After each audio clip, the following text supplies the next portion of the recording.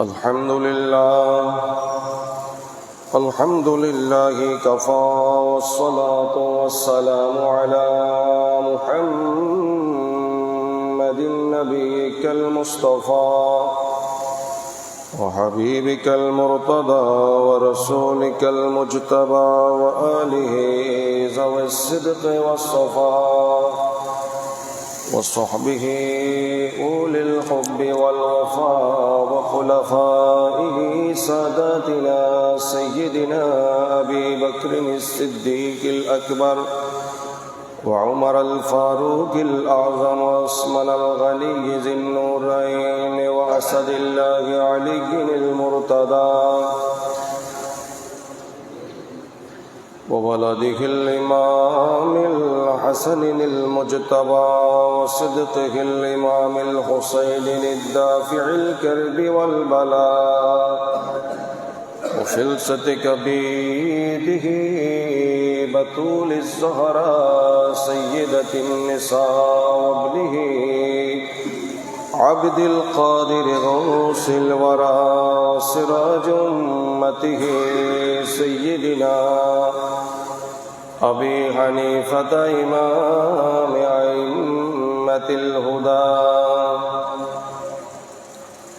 وعلى المجدد الأعظم لدينه وملته مرشدنا أحمد رضا أما بعد فقد قال الله عز وجل في شان حبيبه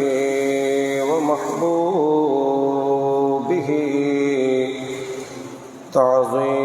تعظيما له وتوقيرا أعوذ بالله من الشيطان الرجيم إن الله وملائكته يصلون على النبي يا أيها الذين آمنوا صلوا عليه وسلموا تسليما صلى الله على سيدنا محمد وآله وصحبه سلم اللهم صل على سيدنا مولانا محمد وعلى آل سيدنا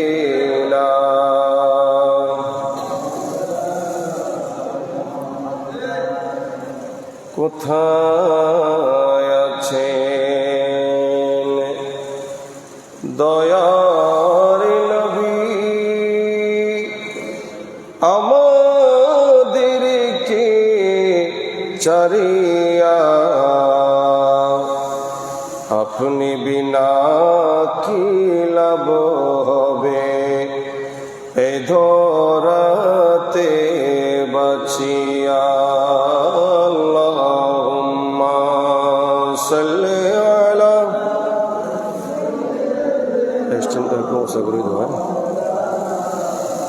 মুহাম্মাদ ওয়া আলা আলি সাইয়্যিদিনা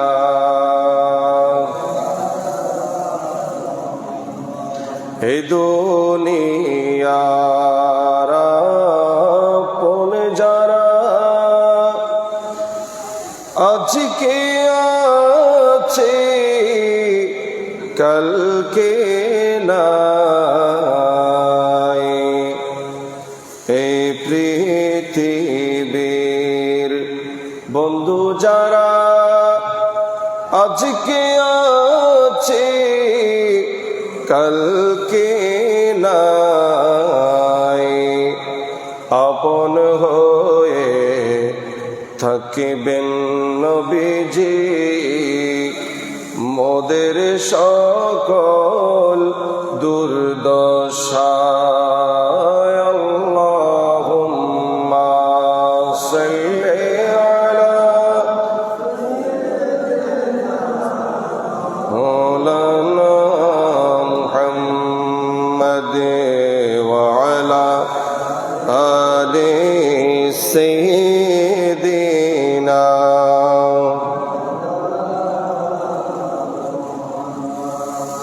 صلاة يا رسول الله عليكم سلام يا وصلى الله على نور के जो शुद्ध नूर हाफ़ैदा ज़मीं अज़े खुब्बे ओ साकिन फलके दर्श पे ओ शैदा सलातुन या रसूल अल्लाह अलैकुम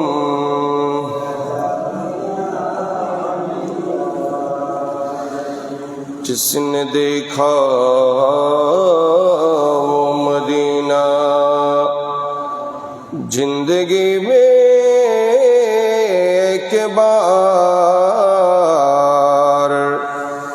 चुमने उनके कदमों सर झुक रहा है बार बार सलातुन या रसूल अल्लाह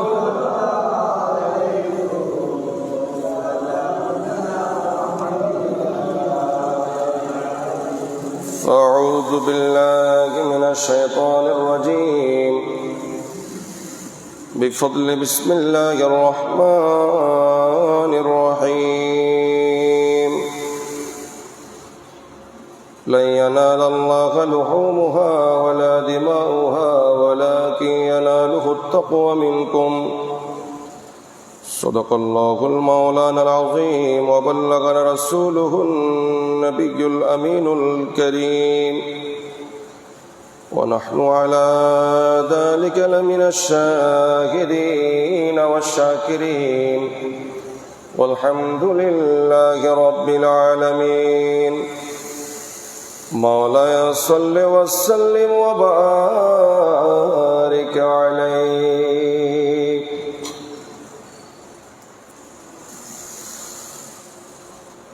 आज ले उनकी फना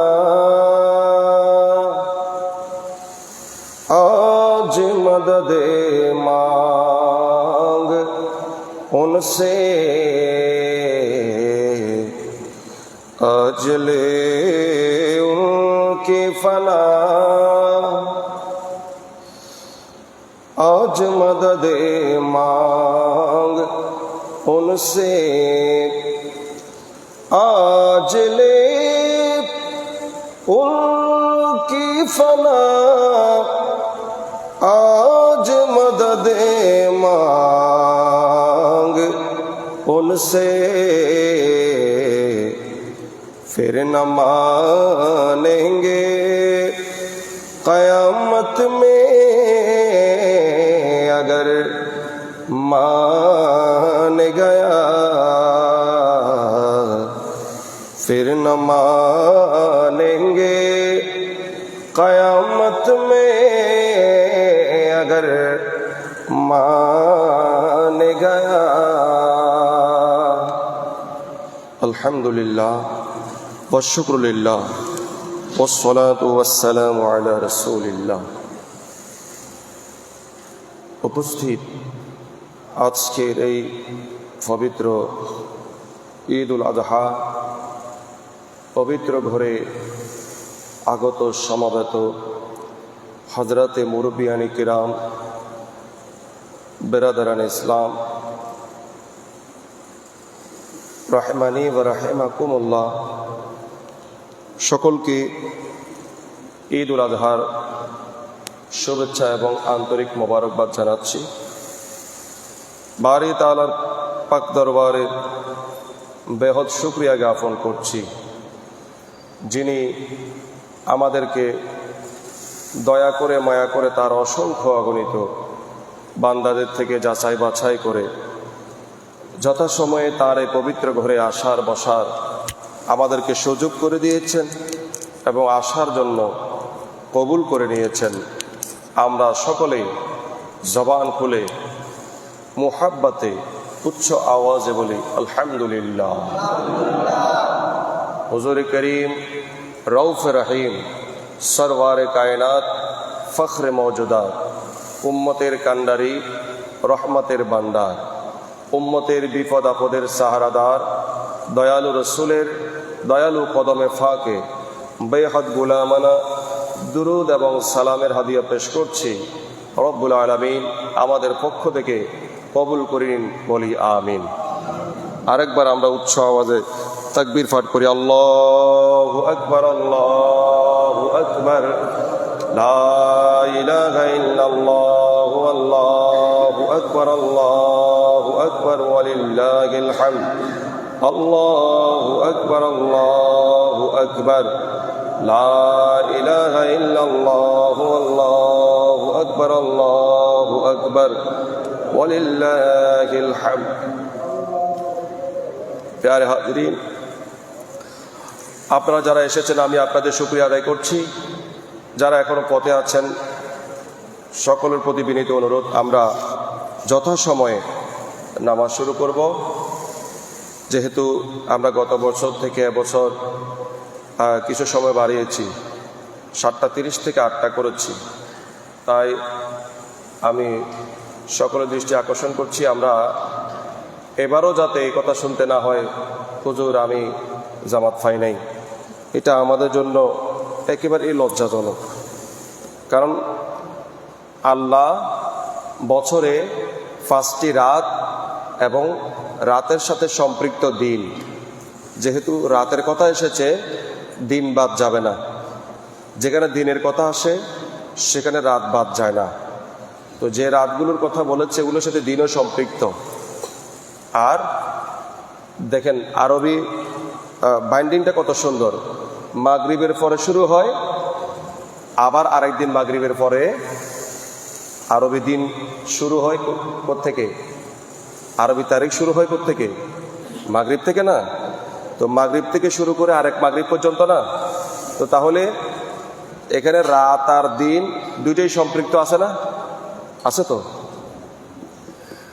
তো এখন আল্লাহ রসুল বলেছেন আল্লাহ 5টি রাত বান্দার জন্য দিয়েছেন, 5টা রাত। তো রাত যেহেতু বলেছে দিনও সম্পৃক্ত আছে। এগুলো কিসের জন্য? ফাইন্নাহা আইয়ামিন আকলিন ওয়া শুরবিন ওয়া বিআলিন। আমরা দুনিয়ার জমিনে অনেক ইন্তজাম করি, মানুষকে দাওয়াত দেই। কোনো কোনো সময় আমরা মেজবান হই, আবার কোনো কোনো সময় আমরা মেহমান হই। যিনি আয়োজন করে তাকে বলা হয় মেজবান, আর ইনার আয়োজনে যারা আসেন তাদেরকে বলা হয় মেহমান। তো এটা আমরা করি এবং হই। আল্লাহ রাব্বুল আলামিন বান্দাকে বছরে 5টা রাত নিজেই মেজবান বনে মেহমান বানায়, এবং এই রাতগুলো এবং এই দিন বান্দাকে আল্লাহর পক্ষ থেকে মেহমানদারি করা হয়। আল্লাহ নিজে মেজবান হয়ে আমাদেরকে কি করেন? মেহমানদারি করেন। তো একটু ভাবুন তো, যদি আমি সেই স্পেশাল রাতগুলোতে ঘুমিয়ে থাকি, এমন ঘুম দিয়েছি রাত গিয়ে ফজর গিয়ে জামাতও যাচ্ছে কেন, তাহলে এই স্পেশাল রাত এবং দিনগুলো আল্লাহর পক্ষ থেকে মেজবান। তাহলে দুনিয়ার মেজবানে যাওয়ার জন্য আমরা কত তড়িঘড়ি করি। মনে করেন একটু দেরি হলে আমরা কত কিছু বলি, যে দেরি হয়ে গেছে আজকে আমি একটা দাওয়াতে যেতে পারি নাই, হায় আফসোস। দুনিয়ার জমিনে কারো বিয়েতে কারো দাওয়াতে যাওয়ার জন্য আমাদের এত আগ্রহ, এবং দেরি হয়ে গেলে আমাদের আফসোস। আর যিনি স্বয়ং সৃষ্টিকর্তা, আজকে তার পক্ষ থেকে মেজবান, আজকে আমরা সবাই তার মেহমান। তো আজকে যদি আমরা ঘুমিয়ে থাকি তাহলে অপমানটা কাকে করা হবে? বুঝতেছেন কথাটা? অপমান কাকে করা হবে? যিনি মেজবান তিনাকে। আর আজকের মেজবানকে? স্বয়ং আল্লাহ। আজকের মেজবান স্বয়ং কে? আল্লাহ। তো এইটা তো বললে তো হয় না। বলতে বলতে আসলে আল্লাহ যদি হেদায়েত না চান, তো এটা আমি না, পৃথিবীর সমস্ত মানুষ বললেও লাভ হবে না। আল্লাহ সবাইকে কবুল করুক, বলি আমিন। যেহেতু আজকের দিনের স্মৃতি বিজড়িত যেই কথাটা, আমরা কোরবানি করি, কোরবানির তাৎপর্য কি, গুরুত্ব কি, কোরবানি কেন, সেটা আমি আলোচনা করেছিলাম, ওইটা আমাদের মধ্যে এখনো আমরা আনতে পারছি না। মনে করেন কোরবানি হলো ওয়াজিব, কিন্তু ফজরের নামাজটা কি, কথা বলে না, ফজরের নামাজটা কি ফরজ। তা আমাদের অনেকের ফরজ বাদ গেছে, একটু পরে আমরা ওয়াজিবের জন্য কি যে একটা তড়িগড়ি করব মোবাইল নিয়ে ছবি তোলার জন্য, যা একটা আমাদের দেখা যাবে, স্পিরিট দেখা যাবে। তো তাহলে এটাকে আমি ইনকার করছি না, ছোট করছি না। এটা একটা ফজর, একটা গেল, একটা ফরজ তো গেল ঘুমে। এরপরে আবার দেখেন কোরবানির কাজ যখন শুরু করব, আমরা শুরু করতে গিয়ে অনেক সময় জোহর আসর চলে যায়, সেটি এই ব্যস্ততা নিয়ে। তখন আমাদেরকে দেখা যায় ঈদের দিনগুলোতে আমাদের মুসল্লি কমে যায়। যে আশ্চর্য, ঈদের দিনগুলো হচ্ছে আল্লাহর পক্ষ থেকে মেজবান। আল্লাহর পক্ষ থেকে কি, বলো, কথা বলেন না কেন, আল্লাহর পক্ষ থেকে কি? তো আল্লাহর ঘর মসজিদ না, আল্লাহর ঘর কি? তো আল্লাহর পক্ষ থেকে মেজবান, আল্লাহ মেজবান দিয়ে বসে আছে, আর আল্লাহর বান্দারা মসজিদ রেখে পালিয়েছে, মানে তারা অন্য মেজবানে আছে। বলুন তো, এটা আল্লাহকে অপমান করা না? তো বান্দা হিসেবে আমরা আল্লাহকে অপমান করতে পারি? এটা কি ঠিক হবে আমাদের জন্য? এদিকে আমরা খেয়াল রাখবো। প্রথমত একটা ফরজ তো গেল ঘুমে, এবার গরু বানাতে গিয়ে, ছাগল বানাতে গিয়ে যেন জোহর আসর না যায়। তারপরে এগুলা নিয়ে আরেকজনের বাড়িতে আনা নেয়া করতে করতে যেন এভাবে মসজিদ থেকে যেন আমরা দূরে না যাই। আল্লাহ আমাদেরকে মসজিদের সাথে সম্পৃক্ত রাখুক, বলি আমিন। তো কোরবানির যে মেইন বিষয়টা, এটা হলো ত্যাগ। এটা কি? ত্যাগ। দেখেন আপনারা, আমি যেহেতু দেখেছি, অবশ্য আপনারাও দেখেছেন, আমি দেখলাম মোবাইলে, দেখলাম যে কতগুলো মহিলা অনেক আদর যত্ন করে গরু লালন পালন করেছেন 3-4 বছর। এখন যখন কোরবানির জন্য এটাকে বিক্রি করে দিয়েছেন, কান্নাকাটি করছেন। কেন? এইটাকে তারা বলতেছে মানে সন্তানের মতো লালন পালন করেছেন, খুব আদর যত্ন করেছেন, এখন বিক্রি করেছেন, টাকা পাবেন।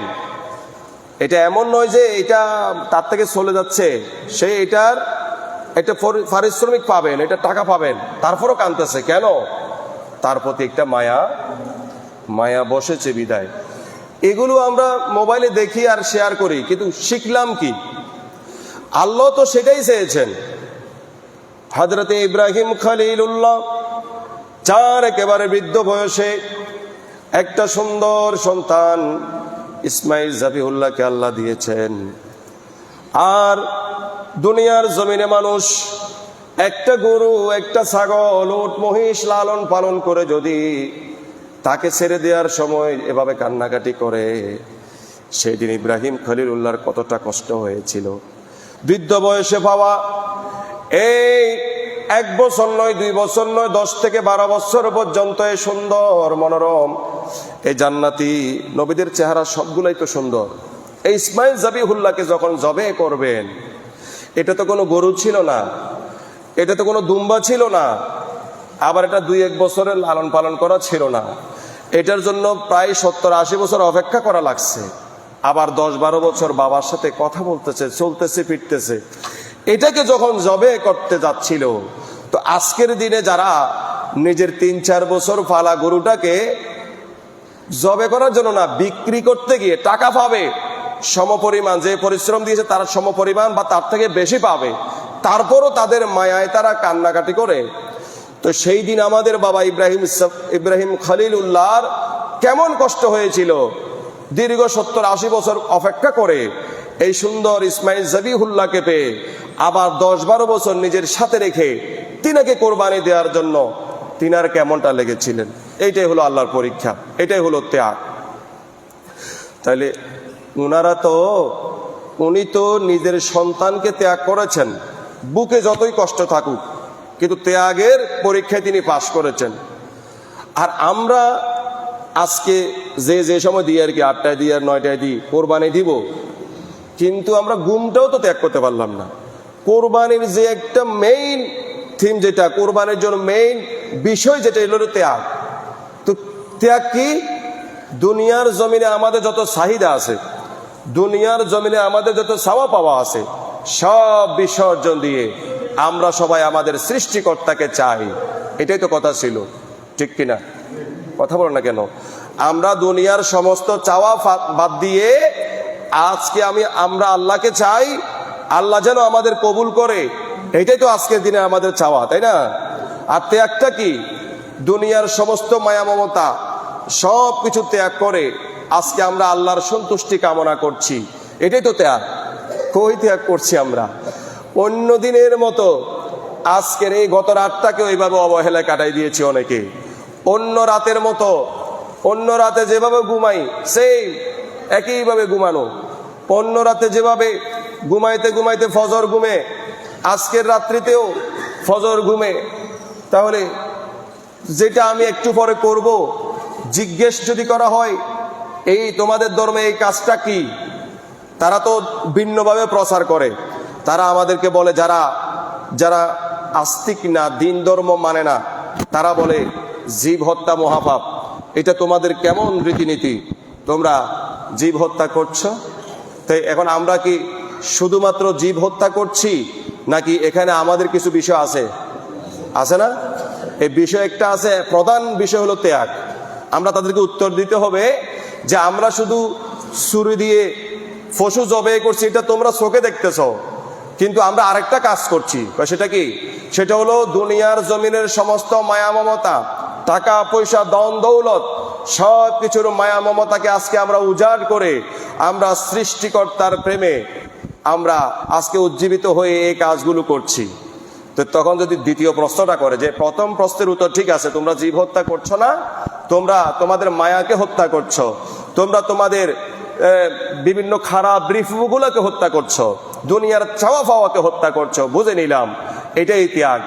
তা আজকের ঘুমটা তো তোমরা সৃষ্টিকর্তার জন্য ত্যাগ করতে পারলা না, তখন আমাদের কোনো উত্তর থাকবে? কথা বলেন না, উত্তর আর থাকবে? তা আমরা কেন নিজের ধর্ম এবং ধর্মীয় কৃষ্টি কালচারগুলোকে এইভাবে মানুষের কাছে হাসি তামাশা করে ফেলছি? আল্লাহ আমাদেরকে বোঝার তৌফিক দান করুন।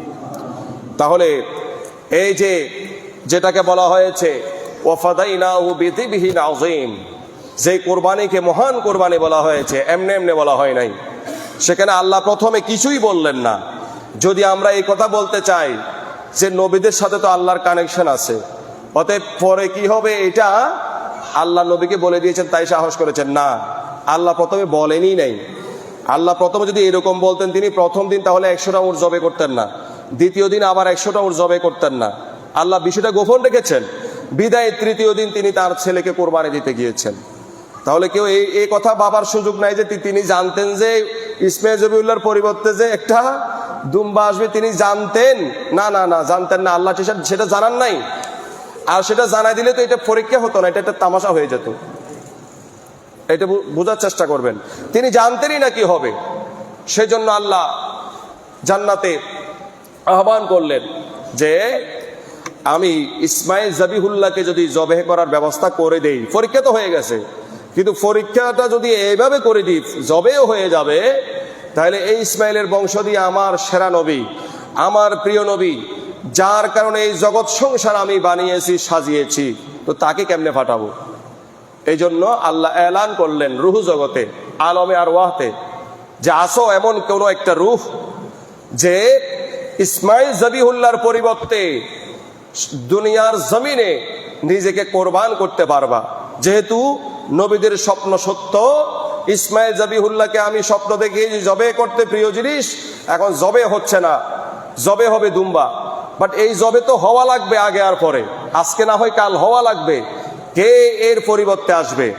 তখন আমাদের আপনাদের সকলের প্রিয় নবীর কলিজার টুকরা ইমামে আলী মাকাম ইমাম হোসাইন আলাইহিস সালামের রুহুটা আওয়াজ দিয়েছে, আল্লাহ আমি এটার ফিদিয়া হব, আমি এটার পরিবর্তে নিজেকে কোরবান করব। সেই জন্য আল্লাহ কোরআনে বলেছেন ওয়াফাদাইনাহু বিযিবহিন আযীম। একটা হলো জিবেহ, আরটা জিবেহে আযীম। এই দুইটা বুঝতে আমাদের কষ্ট হবে। জবেহ করা মানে ছুরি চালানো। তো এখন ইসমাইল জবিহুল্লাহকে যখন উল্লেখ করা হয়েছে তখন শুধু জিব শব্দটা ব্যবহার করা হয়েছে, মানে জবেহে করা। তো এখন তো জবে হয় নাই। তো জবে যখন হয় নাই, যখন আল্লাহ দুম্বা দিয়েছেন, তখন আল্লাহ বলছেন শুধু জবে বলেন নাই, ওয়াফাদাইনাহু বিযিবহিন আযীম। তাহলে ইসমাইল জবিহুল্লাহর ক্ষেত্রে শুধু জিবিহীন বলেছেন, জবেহ বলেছেন, আর দুম্বার ক্ষেত্রে জিবিহীন আযীম বলেছেন। এইটা তো মানা যায় না। কারণ সৃষ্টি জগতে আশরাফুল মাখলুকাতকে, কথা বল না, আশরাফুল মাখলুকাতকে, আশরাফুল মাখলুকাত কি দুম্বা না, সৃষ্টির সেরা জীব হলো কি? তো সৃষ্টির সেরা জীব তো মানুষ, আবার মানুষের মধ্যে শ্রেষ্ঠ মানুষ হচ্ছে নবীরা, ঠিক কিনা? তো সেখানে ইসমাইল জবিহুল্লাহর ক্ষেত্রে আল্লাহ শুধু জিবাহ বলেছে, জিবাহ মানে জবে করা আর কি। তাহলে মানুষের ক্ষেত্রে আল্লাহ বলে শুধু জিবিহীন বলেছেন, আর দুম্বার ক্ষেত্রে আল্লাহ বলছে জিবিহীন আজিমিন, মহান কোরবানি। তাহলে মানুষেরটা মহান না হয়ে দুম্বাটা মহান কেন হয়েছে? এখানে দুম্বাটা মহান না, এখানে ফিদিয়া দুম্বা না। অর্থাৎ যেই মহান কোরবানি এখানে উদ্দেশ্য আল্লাহ নিয়েছেন সেটা হলো ওই যে রুহু জগতে আল্লাহ যে আওয়াজ করেছেন, কে আমার ইসমাইলের পরিবর্তে দুনিয়ার জমিনে একদিন নিজেকে কোরবানি করে সেই ঋণ পরিশোধ করে দিতে পারবে? ইমাম হুসাইন আলাইহিস সালাম সেদিন আওয়াজ করেছেন, আল্লাহ আমি আপনার নবী ইসমাইল জবিহুল্লাহর ঋণ শোধ করে দিব। এবং ইব্রাহিম খলিলুল্লাহ যে কাজটা করতে চেয়েছেন পারেন নাই, কেন? এই নসল দিয়ে আপনি আপনার নবীকে পাঠাবেন, সেটা আমি কমপ্লিট করে দিব কারবালার ময়দানে। আল্লাহ ওটাকেই বলেছেন ওয়াফাদাইনাহু বিযিবিহিন আযীম। দুনিয়ার মানুষ এই ইসমাইলকে আমি বাঁচিয়েছি মহান ফিদিয়া দিয়ে, মহান কোরবানি দিয়ে। সেটা দুম্বা নয়, সেটা কারবালার জমিনে আমার নবীর আওলাদে ফাকের এই কোরবান হওয়ার মাধ্যমে। বলুন সুবহানাল্লাহ। তাহলে যে ত্যাগটা সেটা আমাদের মধ্যে ছিল না কেন? অতএব আমরা শুধু আমাদের মুসলিম জাতির পিতা ইব্রাহিম খলিলুল্লাহ আলাইহিস সালামের সুন্নাত মোতাবেক, সুন্নাহ হিসেবে এই কোরবানি করছি, এবং কোরবানির আসল হচ্ছে ত্যাগ। এটা শুধু আমরা মুখে বলবো আর অন্যান্যদের কাছে আমরা হাসির পাত্র হব।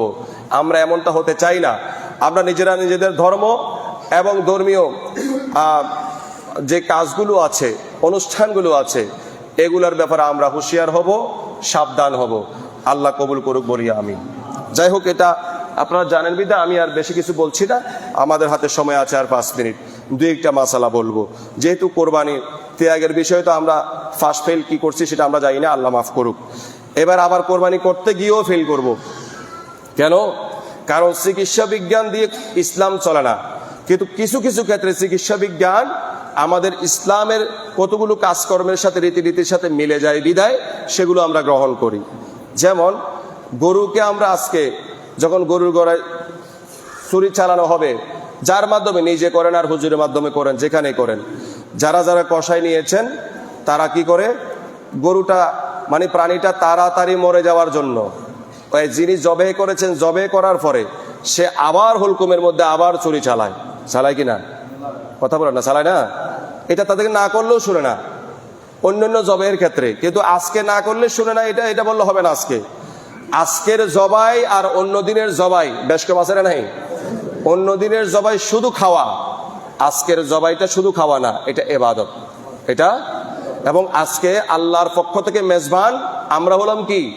তো মেহমানের আচরণ যাতে এরকম খারাপ না হয়। তো জবে যখন করব এখানে তাকওয়া থাকতে হবে। এই পশুর রক্তের প্রথম বিন্দু, প্রথম ফোঁটা জমিনে পড়ার আগে আগে আল্লাহ আমাদের তাকওয়াটাকে কবুল করে নেন। তো তাকওয়া কি এটা হবে যে আপনি একবার জবে করবেন আবার পশুটারে কষ্ট দিবেন? আল্লাহ রসুল তো নিষেধ করেছেন। এবং জবে করার পরে, জবে করার আগে আমাদের সাবধানতার জন্য, যাতে আমাদেরও ক্ষতি না হয়, পশুরও ক্ষতি না হয়, কষ্ট না হয়, সেজন্য আমরা তাদের ফাগুলো বেঁধে রাখি, তাই না? জবে করার পরে ফাগুলো কি করতে হবে? খুলে দিতে হবে। এটা হলো ইসলামী শিক্ষা। এখন দেখছি চিকিৎসা বিজ্ঞানও আমাদের জন্য সুন্দর পরামর্শ দিচ্ছেন যে এগুলো যদি খুলে দেয়া না হয়, সে তার কষ্টের কারণে যেই পরিমাণ নিজেকে নড়াছড়া করবে, যদি করতে না পারে স্বাভাবিকভাবে, সে স্ট্রোক করতে পারে। তার মানে মরে যাওয়া শুধু জবের কারণে মরবে তা না, স্ট্রোকও করতে পারে। আবার একবার জবে করার পরে আবার যদি তার হুলকুমের মধ্যে এভাবে ছুরি দিয়ে এরকম করা হয়, তাও স্ট্রোক করতে পারে। তখন হবেটা কি? আমাদের ধর্মে পশু কি জবে করে খাওয়া হালাল না মেরে তাকে হত্যা করে খাওয়া হালাল?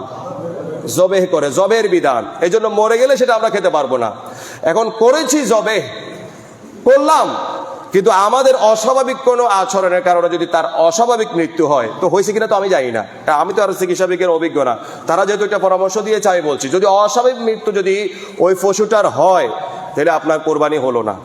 কোরবানি তো হলো না, প্লাস আপনি জবে করে যেটা আপনার জন্য হালাল ছিল সেটা এখন আর হালাল নাই, কারণ সে এখন জবের কারণে মারা যায় নাই, সে স্ট্রোক করে মারা গেছে অথবা তার অস্বাভাবিক মৃত্যু হয়েছে। এটা চিকিৎসা বিজ্ঞান বললেও আমাদের যেহেতু রীতিনীতির সাথে মিলে গেছে ইসলাম ধর্মে, তাহলে আমরা নিতে পারি। আমাদের ইসলাম ধর্মের রীতিনীতির সাথে যদি না যায় সেই বিজ্ঞান আমরা গ্রহণ করি না। তাহলে এটা নিবেন, এটা নিবেন কেন? এটা ইসলামের আদেশ। তাহলে পশুকে জবে করার পরে সে যতক্ষণ না মারা যাবে তার স্বাভাবিকভাবে তার ফাটা খুলে দিবেন, সে নিজেই নড়াছড়া করে তার কষ্ট তার যা কিছু আছে সে নিজে নিজে করবে, তাকে বেঁধে রাখবেন না, বেঁধে রাখবেন আগে, পরে খুলে দিবেন। যাই হোক, এই ব্যাপারে সবাই সতর্ক হবেন যাতে কোরবানি যাতে নষ্ট না হয়। এমনিতেই যা আগেরগুলো যা গেছে তাকওয়া, ওখানে যেন তাকওয়া নষ্ট না হয়। কেন বললাম? কারণ পশুর প্রথম রক্তের প্রথম ফোঁটা জমিনে পড়ার আগে আপনার তাকওয়ার স্তর আল্লাহর কাছে চলে যাবে। সুবহানাল্লাহ। তো সেখানে যদি আপনি পশুকে এই অবস্থা করেন তো তাকওয়া কোথায় যাবে? তাকওয়া তো নাইও। আর আগেরটা তো বললাম, ওইরকম ফাঁসানোর মতো করিয়েন না। কেউ জবাই করতে কি কষ্ট নাকি? চাই আমার দে ছুরি দে, তার মানে বোঝা গেল যে আপনার কাছে কষ্টই নেই। আর আল্লাহ চাচ্ছে কষ্টের জন্য, আল্লাহ চাচ্ছে বান্দা কষ্ট হবে তারপরও করবে, আমি তারে কবুল করবো। সুবহানাল্লাহ। আর আপনি বলছেন কোনো কষ্ট নেই, কোনো ব্যাপার না, আমার হাতে ছুরিটা দে, মনে হচ্ছে যেন আপনি এখনই মানে বাঁধা ছাড়াই জবাই করে দিবেন, এরকমটা যেন না হয়। যাই হোক, আপনাদের ক্ষেত্রে আরজ করলাম, জুমাতে বলেছি, আবারও বলছি, আপনার রক্ত এরপরে যা যা কিছু আছে আপনার গরুর জন্য বট ওজুরির মাসালা, এখন আমি আর এটা বলতে পারবো না। খাদ্যনালী যেটা সেটা খাবেন, আর যেটাতে ময়লা থাকে সেটা খাবেন না। খাদ্যনালীটা খাওয়ার জন্য বলা আছে, খাদ্যনালী যেটাতে খাদ্য থাকে সেটা খেতে পারবেন, যেগুলোতে ময়লা থাকে সেগুলো খাবেন না। যাই হোক, কোরবানিতে অন্তত আগে যা ঘটে গেছে কোরবানির সময় থেকে আমরা সবকিছু যেন তাকওয়ার সাথে করতে পারি, যেভাবে কবুল হয় সেভাবে করতে পারি। আল্লাহ আমাদের সকলের কোরবানি কবুল করুক। একটু জোরে বলুন না আমিন। আর এই রাস্তাঘাটে যা কিছু ফেলে রাখবেন মানুষ কষ্ট পাবে, আর মানুষ কষ্ট পাবে মানে আল্লাহ অসন্তুষ্ট হবে। তার মানে ত্যাগ তো গেল, এবার কোরবানিও গেল। মানুষকে কষ্ট দিলে, কষ্ট দিয়ে যে ইবাদত হয় সেই ইবাদত আল্লাহর দরবারে কবুল হয় না। তো রাস্তাঘাটে গন্ধ থাকবে, ময়লা আবর্জনা থাকবে, আর আপনি কোরবানি করেছেন, এটা মানুষ কষ্ট পাইলে আল্লাহ ওই তাকওয়া আর আল্লাহর কাছে যাবে না, ঝুলন্ত থাকবে। যাই হোক, যারা এসেছেন আপনাদেরকে মোবারকবাদ জানাচ্ছি, আর যারা আসতে পারেন নাই, আমাদের সময় হয়ে গেছে, আর কিছু করার নেই।